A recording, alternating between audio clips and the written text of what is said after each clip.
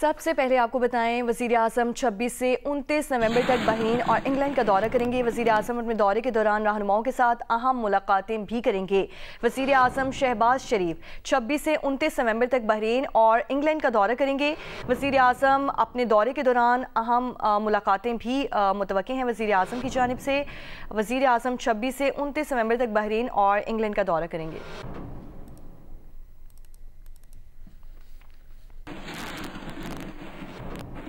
और रवा माली साल के लिए गैस की औसत कीमतों में 17.14% तक इजाफे की मंजूरी दे दी गई है। ओगरा के मुताबिक स्वीनॉर्दन के लिए गैस की कीमत 1852 रुपये 80 पैसे फी MMBTU कर दी गई है। स्विट्जरलैंड के लिए गैस की कीमत 1777 रुपये 2 पैसे फी MMBTU करने की मंजूरी। इससे कबल ओगरा ने गैस की कीमतों में औसत 8% तक कमी का दावा किया था। ओगरा ने कहा कि रवा माली साल के लिए गैस कीमतों में कमी नहीं, इजाफे की मंजूरी दी गई है।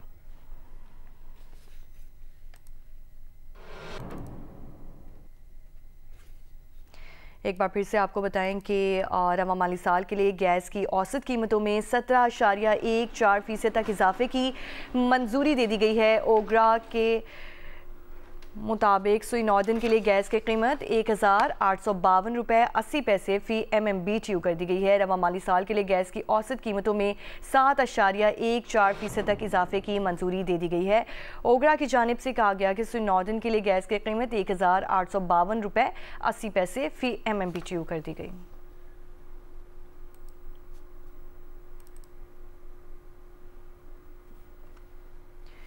तर्जुमान ओगरा ने कहा है कि गैस की कीमतों के तयन से मुतालिक गलत तासुर पेश किया गया है। गैस कीमतों में किसी किस्म की तब्दीली मंजूर नहीं की गई। तर्जुमान ओगरा की जानिब से ये बताया गया है। तर्जुमान ओगरा ने कहा है कि गैस कीमतों के तयन से मुतालिक गलत तासुर पेश किया गया है। गैस कीमतों में किसी किस्म की तब्दीली मंजूर नहीं की गई है। तर्जुमान ओगरा की जानिब से ये कहा गया है कि गैस कीमतों के तयन से मुतालिक गलत तासुर पेश किया गया है, जबकि गैस कीमतों में किसी किस्म की तब्दीली मंजूर नहीं की गई।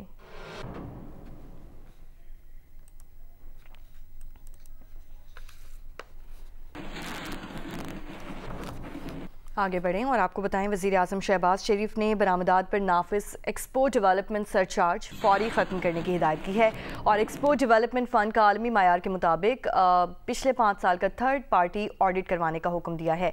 मुल्की बरामदात में इजाफे के लिए मुनक़िदा इजलास में गुफ्तगू करते हुए वज़ीर आज़म शहबाज शरीफ ने कहा कि फ़ंड में मौजूदा रकम के बेहतरीन इस्तेमाल के लिए प्राइवेट सेक्टर से मौसूम चेयरमैन को मुंतखब किया जाएगा। एक्सपोर्ट डेवलपमेंट फ़ंड में मौजूद रकम को मुल्की बरामदात में इजाफे के लिए इस्तेमाल किया जाए। रकम की बरामदी सेक्टर की अफरादी क़ुव्वत की ट्रेनिंग और आलमी मायार की सहूलतों के लिए इस्तेमाल किया जाए। एक्सपोर्ट डेवलपमेंट फ़ंड के तहत जारी प्रोग्राम्स और तमाम स्कीम्स का भी थर्ड पार्टी ऑडिट करवाया जाए। शहबाज शरीफ ने कहा है कि टडाप के किरदार का इस्लाहाती जायज़ा और तश्कील नौ की जाए। एक्सपोर्ट डेवलपमेंट फ़ंड का गैर मुतालिका और गैर मंतकी इस्तेमाल किसी सूरत काबिल कबूल नहीं। दुनिया भर में पाकिस्तान की बरामदी अशिया की तशहीर वफाकी हुकूमत की जिम्मेदारी है।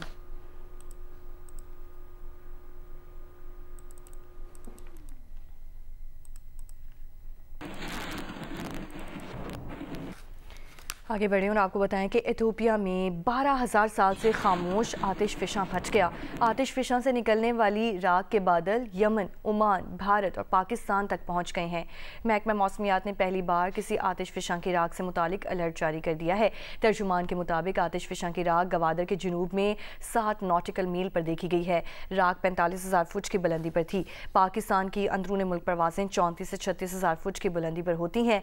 बैनुल-अक़वामी परवाज़ों के जहाज़ 40 से 45,000 फुट की बुलंदी पर होते हैं। राख बैनुल-अक़वामी प्रवासों के जहाज़ के इंजन्स को मुतासिर कर सकती है।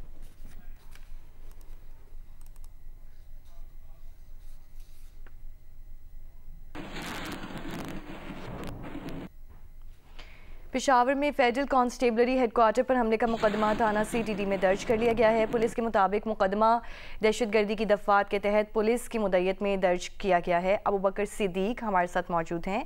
अबू बकर, बताइए, पेशावर में फेडरल कांस्टेबलरी हेडक्वार्टर पर हमले का मुकदमा दर्ज कर लिया गया है, क्या कहना है पुलिस का इस हवाले से मज़ीद? देखिए जी, बिल्कुल ये मुकदमा जो है वो बाकायदा तौर पर दर्ज कर लिया गया है और ये मुकदमा दहशतगर्दी के दफा के तहत जो है नामालूम दहशतगर्दों के खिलाफ जो वो दर्ज किया गया है और पुलिस के मुताबिक ये मुकदमा जो है मकामी जो थाने के ऐसे जो है अब्दुल्ला जलाल उनकी मुदियत में दर्ज किया गया है। FIR मतन के मुताबिक दहशतगर्दों ने मुल्की सलामियत और सरकारी अमलाक को जो है वो नुकसान पहुंचाया, जबकि FIR में बताया गया है कि 3 मोटरसाइकिल सवार दहशतगर्दों ने जो है FC हेडक्वार्टर पर हमला किया और एक हमलावर ने गेट पर खुद को दबाके से उड़ा दिया, जबकि 2 हमलावर फायरिंग करते हुए अंदर जो है वो दाखिल हुए। इस FIR मतन के मुताबिक जो है चाहे वक़्वा से जो है 23 बोर के जो पिस्टल है उससे ज्यादा फौज जो है वो बरामद हुए और गुज़िश्ता रोज FC हेडक्वार्टर पर जो है 3 दहशतगर्दों ने हमला किया था और खुदकश हमले से जो है 3 जवान शहीद और 11 जो है वो जख्मी हुए थे। जी बहुत शुक्रिया। अबू बकर सिद्दीक हमारे साथ मौजूद थे, तमाम तर तफसीलात से आगाह कर रहे थे।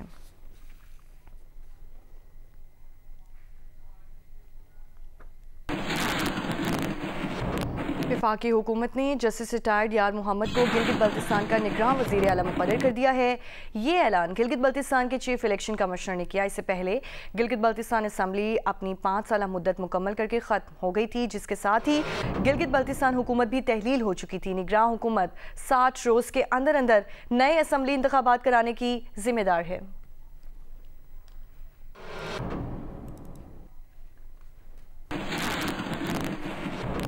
वज़ीर मुमलिकत बराए दाखिला सेनेटर तलाल चौधरी ने कहा कि ज़िमनी इलेक्शन में तहरीक इंसाफ सामने नहीं आई मगर छुप कर पूरा मुकाबला किया।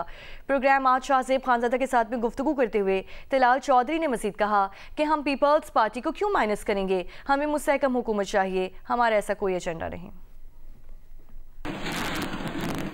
सामने नहीं आए लेकिन इन्होंने छुप के पूरा मुकाबला किया है। जहां भी हमारा कोई अपोनेंट मौजूद था वहां पर इनके अपने कनेक्शंस और इनके लोग और इनका सोशल मीडिया और इनके सारे लोग उसके साथ मिलके नून लीग के उम्मीदवार के खिलाफ खड़े रहे हैं। रही बात मेरी, तो मैंने तो कैंपेन नहीं की। अगर मैं गमी खुशी पे गया हूं तो वो कैंपेन नहीं है और ज़ाब्ता इखलाक की खिलाफ वर्जी का मैं बिल्कुल सोच भी नहीं सकता। आप इनकी शिकायत को निंदा निकालें, ये सारे आपको PTI के निकलेंगे। जो हरीपुर में नहीं जीत सके, अपने जहां सूबा जहां उनकी हुकूमत है, जो उनका घर है, अपोजिशन लीडर है, जो कि बानी PTI ने अपनी बात उसे बनाया था, वो खुद अपने घर की सीट अपनी हुकूमत के होते हुए नहीं जीत सके तो वो लाहौर में जीतेगा। और दूसरा मुझे बताइए, लाहौर का जो लो टर्नओवर है वो अगर ये तो कहते हैं कि इनकलाब है, सुनामी है, पूरा लाहौर ही हमारा है, तो वो निकला क्यों नहीं? 13 साल की हुकूमत है, उनकी पुलिस के होते हुए धांधली कैसे हो गई? चीजें रिवर्स हो रही हैं। आप पीपल्स पार्टी को माइनस करके भी आपके पास सादा अक्सरियत है दीगर इत्तेहादियों के साथ, क्या ये टारगेट था? क्यों माइनस करेंगे जी? एक ब्रॉडर एजेंडा है, हमें मुस्तहकम हुकूमत चाहिए। बिल्कुल ऐसा कोई प्लान नहीं है, बिल्कुल ऐसा कोई एजेंडा नहीं है।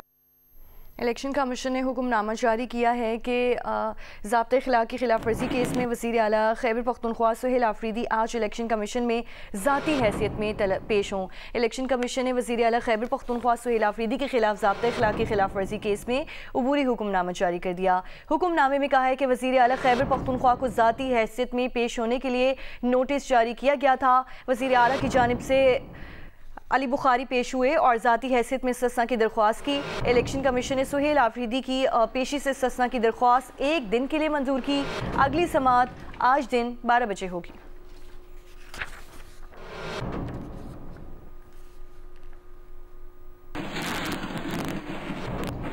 वज़ीर आज़म शहबाज शरीफ से सऊदी मुसल्लह अफ़वाज के chief of general staff Fayyaz bin Abdul Hamid al Ruwaili से मुलाकात की है। वज़ीर आज़म ने कहा कि पाकिस्तान और सऊदी अरब के दरमियान ताल्लुकात मुश्तरका अक़ीदे, यकसा अक़दार और बाहमी एतमाद पर मबनी है। वज़ीर आज़म ने पाक सऊदी अरब इक़्तिसादी, दिफ़ाई और सिक्योरिटी ताल्लुकात मज़ीद मजबूत बनाने के आज़म का इयादा किया। हर किस्म की दहशतगर्दी, इंतहा पसंदी का मुकाबला करने और ख़ित्ते में अमन और इस्तेहकाम के लिए मुश्तरका आज़म को उजागर किया। वज़ीर आज़म का खादिम हरमैन शरीफैन शाह सलमान और वली अहद मोहम्मद बिन सलमान के लिए नेक तमन्नाओं का इज़हार। जनरल ने सऊदी क़यादत की जानिब से वज़ीर आज़म और पाकिस्तानी अवाम को तहनीती पैगाम पहुँचाया। सऊदी मुसल्लह अफ़वाज के चीफ ऑफ जनरल स्टाफ ने GHQ का दौरा भी किया। फील्ड मार्शल आसिम मुनीर से मुलाकात में 2 तरफ़ा बाहमी दिलचस्पी के उमूर पर बातचीत हुई। बातचीत में पाक सऊदी दरीना और स्ट्रेटेजिक फ़ौजी ताउन को मज़ीद मजबूत बनाने पर जोर दिया गया। दिफाई ताउन, सिक्योरिटी इश्तराक और इंसदादी दहशतगर्दी के इक़दाम के फ़रोग़ की अहमियत को भी उजागर किया गया। जनरल फ़याज़ बिन हमीद अल रवेली ने सऊदी अफ़वाज से मुख्तलिफ शोबों में पाकिस्तान के ताउन को सराहा। GHQ आमद पर जनरल अल रवेली को गार्ड ऑफ ऑनर पेश किया गया। सेनेट की कामा कमेटी आबी वसाइल ने सूबों को फौरी तौर पर दरियाओं के आबी रास्तों से तजावुजात मुकम्मल तौर पर हटाने की हिदायत कर दी है। कमेटी को बताया गया कि भारतीय आबी जारियत से निमटने के लिए दरियाई चिनाब पर चिन्योट के मकाम पर डैम बनाया जाएगा, जिसकी फिजिबिलिटी स्टडी मुकम्मल हो चुकी है, जबकि PC1 तैयारी के मराहिल में है। सेनेटर शहादत अवान की ज़ेर सदारत सेनेट की कामा कमेटी आबी वसाइल का इजलास हुआ। चेयरमैन कमेटी ने पंजाब और सिंध समेत दरियाओं के रास्तों से तजावुजात के खात्मे को यकीनी बनाने पर सख्त बरहमी का इजहार किया। उन्होंने कहा कि अगर अगले मानसून से कबल ये तजावुजात ना हटाई गई तो ये मुजरिमाना फेल होगा। वापडा हुक्काम ने कमेटी को मुल्क भर में वाटर फ्लो की निगरानी और सैलाब से कबल वार्निंग सिस्टम के लिए नस्ब किए जाने वाले टेलीमेट्री सिस्टम पर भी आगाह किया गया है।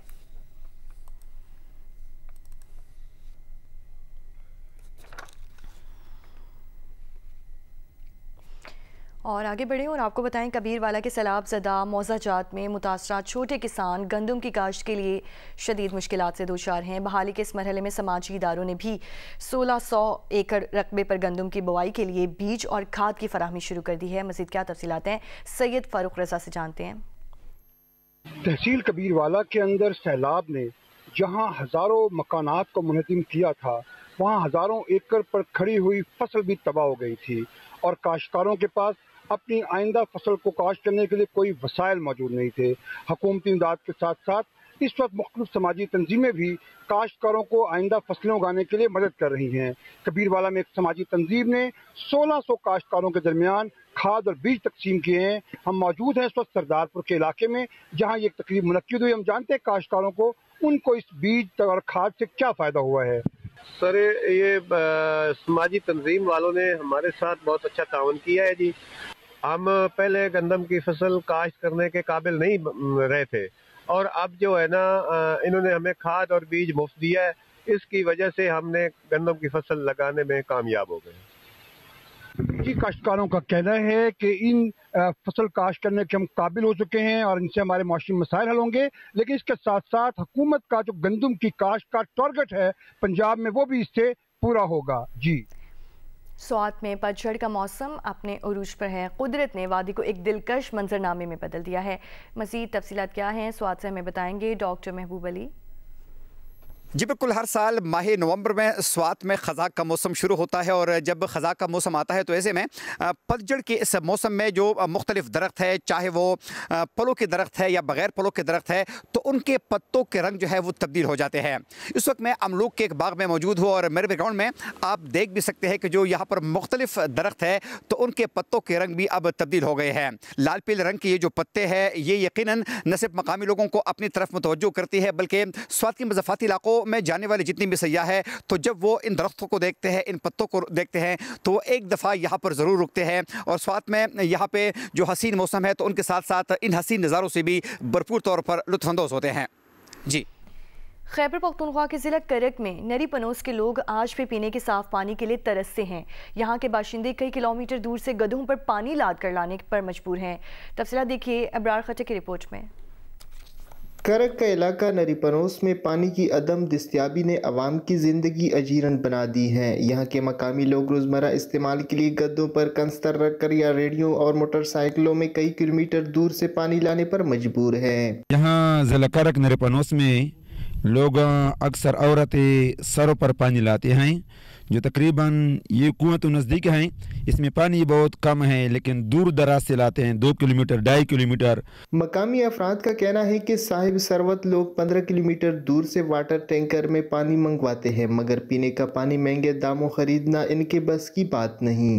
अगर हम टैंकर मंगवाते हैं, वो दूर से आते हैं तो तकरीबन 5-4 हज़ार रुपये वो लेता है, 8 हज़ार तक, तो उसमें भी नंबर होता है, एक हफ्ते में आपका नंबर आता है। नरी पनोस के इस इलाके में पानी की अदम दस्तियाबी से जहाँ मकामी लोगों को सख्त मुश्किलात का सामना है, वहीं जिस्मानी कमजोरी समेत मुख्तलिफ बीमारियों का खदशा है। मकामी अफराद ने सूबाई हुकूमत से पीने के साफ पानी इनके अपने दहलीज पर मुहैया करने के लिए इक़दामात का मुतालबा किया है। कैमरामैन शहरियार खान के साथ इब्रार खटक, जियो न्यूज़, करक।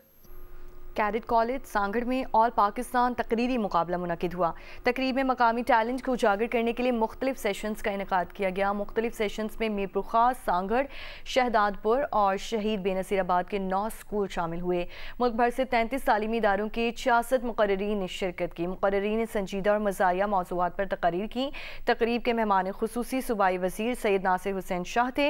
सेनेटर कुरातुल अनमरी और नवाबजादा जाम शबीर अली खान ने भी इसमें शिरकत की। अंग्रेजी मुकाबला तकारीर स्कूल कैटेगरी में बहरिया फाउंडेशन कॉलेज सांगड़ ने पहली, हयात स्कूल हैदराबाद ने दूसरी, जबकि तीसरी position Memon school and college Shahdadpur ने हासिल की।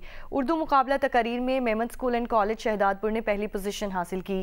कैडेट कॉलेज और माड़ा ने दूसरी, जबकि तीसरी पोजीशन कैडेट कॉलेज लाड़काना ने हासिल की।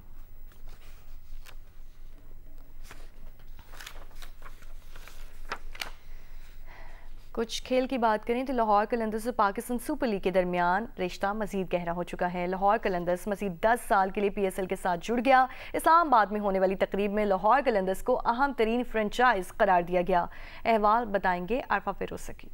लाहौर कलंदर्स का PSL के साथ 10 साल सफर मुकम्मल होने पर जश्न मनाया गया। तकरीब में लाहौर कलंदर्स के owner Sameen Rana, chief executive Atif Rana, कप्तान शाहीन आफरीदी और दीगर खिलाड़ी शरीक हुए। MD जिम्बाब्वे क्रिकेट गोमोर माकोनी समेत जिम्बाब्वे और श्रीलंका के खिलाड़ी भी शरीक हुए। लव का मुझे फ़ोन आया कि लव किधर है। मैंने कहा मैं ऑफिस जा रहा हूँ। तो उसने कहा मैं आपको वैल्यूएशन बतानी है आपकी। मैंने कहा मैंने नहीं सुननी।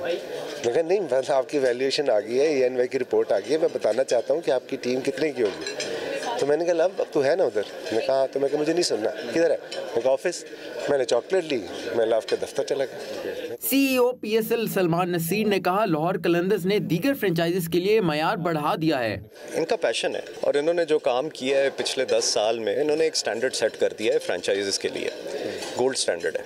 इन्होंने बहुत काम किया, बहुत मेहनत की है और उसका नतीजा भी इनको यही मिला कि they are now the most valuable franchise. Lahore Qalandars के सिकंदर रजा का कहना था लाहौर कलंदर्स उनके लिए फ्रेंचाइज नहीं फैमिली है। निजी हाउसिंग सोसाइटी ने लाहौर कलंदर्स के साथ मिलकर इस्लामाबाद में हाई परफॉर्मेंस सेंटर के कयाम का ऐलान किया। वर्ल्ड क्लास प्लेयर्स उधर आके खेलेंगे, प्रैक्टिस भी करेंगे और हमारे यूथ के लिए ये बहुत एक उम्दा मैं समझता हूँ कि ये चीज़ है। We are also honoured. I think that it was a right choice कि हम लाहौर कलंदर का high performance centre capital smart city में बनाएं, क्योंकि पिंडी, इस्लामाबाद, प्लेट ऑफ पुठवार, इस सराउंडिंग में अभी तक इस लेवल की कोई फैसिलिटी नहीं है। तकरीब के इख्तिताम पर लाहौर कलंदर्स की ट्रॉफी कैबिनेट के साथ तस्वीर ली गई। कैमरामैन खलीक अहमद और साथी रिपोर्टर अयाज अकबर यूसुफ जई के साथ अरफा फिरोजकी, जियो न्यूज़ इस्लामाबाद। ईरान की सुप्रीम नेशनल सिक्योरिटी काउंसिल के सेक्रेटरी अली लारीजानी 2 रोज़ा दौरे पर आज इस्लामाबाद पहुंचेंगे। पाक अफगान तनाज़े और पाक ईरान सरहदी उमूर पर बातचीत होगी। अली लारीजानी सदर आसिफ अली जरदारी, वज़ीर आज़म शहबाज शरीफ और दीगर पाकिस्तानी हुक्काम से मुलाकातें करेंगे। पाकिस्तान में ईरानी सफ़ीर रज़ा अमीरी मुक़द्दम ने कहा है कि दौरा गैर मामूली है और पाक ईरान ताल्लुकात में अहम मोड़ की निशानदही करता है। पहले से मजबूत पाक ईरान ताल्लुकात नए स्ट्रेटेजिक मरहले में दाखिल हो रहे हैं। तेज़ी से बदलते आलमी हालात के पेश नज़र दोनों मुल्कों को अपनी हिकमत अमली वज़ा करने की ज़रूरत से पहले से ज़्यादा है और अली लारीजानी का दौरा इसी मकसद के लिए है।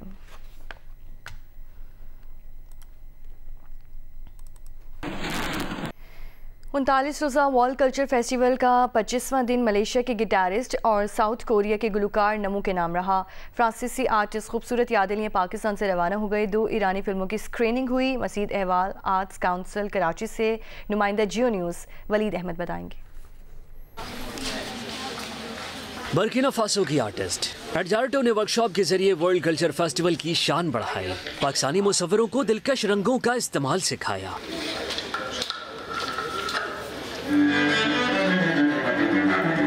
अमरीकी मौसीकार एरिका लॉरेन ने अपने म्यूजिकल इंस्ट्रूमेंट से नित नए गुर सिखाए। ईरानी फिक्शन फिल्म समर टाइम और द 2 लाइव्स ऑफ सेपेडा की स्क्रीनिंग भी उम्दा रही।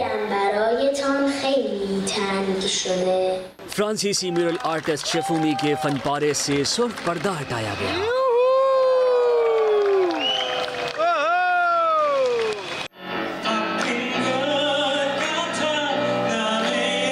साउथ कोरिया के गुलकार नमो और मलेशिया के गिटारिस्ट बास्तियान की रॉक परफॉर्मेंस यादगार रही।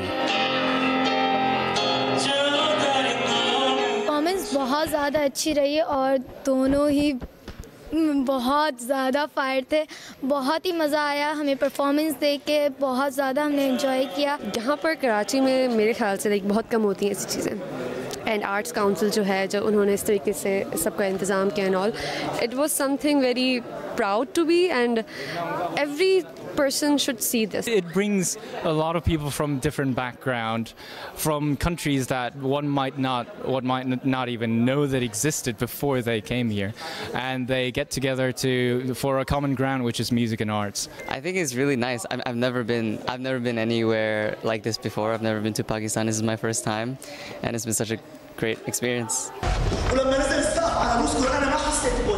आखिर में शामी निजात अहमद मिरे ने थिएटर प्ले एड्रेनलिन में रिफ्यूजीज की अलमनाक दास्तान सुनाकर हाजरीन की आंखें नम की। कैमरामैन जुबैरुद्दीन और सरवर रजा के साथ वलीद अहमद, जियो न्यूज़, कराची।